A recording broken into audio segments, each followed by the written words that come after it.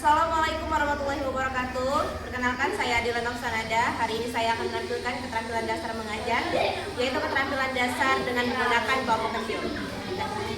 Assalamualaikum warahmatullahi wabarakatuh. Waalaikumsalam warahmatullahi wabarakatuh. Selamat pagi anak-anak semuanya. Pagi, Bu. Kabarnya sehat hari ini? Sehat. Apakah hari ini ada teman yang tidak masuk? Ada.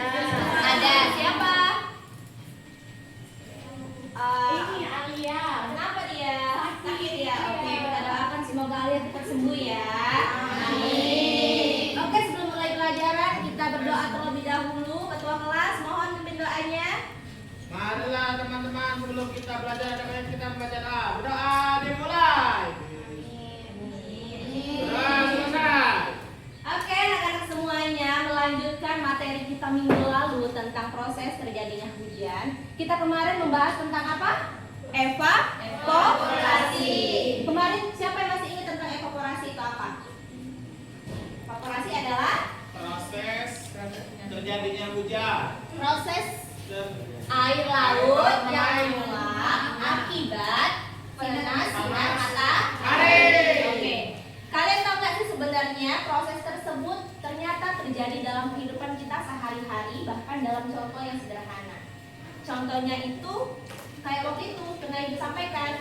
Contohnya adalah air yang dipanaskan di atas kompor.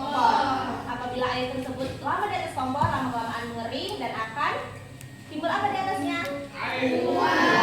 Nah, sekarang hari ini untuk menambah dan mengasah kemampuan anak Bu Guru lebih tajam lagi, hari ini Ibu akan membentuk 3 kelompok kecil untuk anak-anak Bu Guru mencari contoh lain dalam kehidupan sehari-hari tentang evaporasi. Tadi kan yang pertama apa? Contohnya air yang dipanaskan di atas kompor. Nah, sekarang tugas anak Bu Guru adalah mencari 3 contoh lain tentang proses evaporasi dalam contoh sederhana dalam kehidupan kita sehari-hari.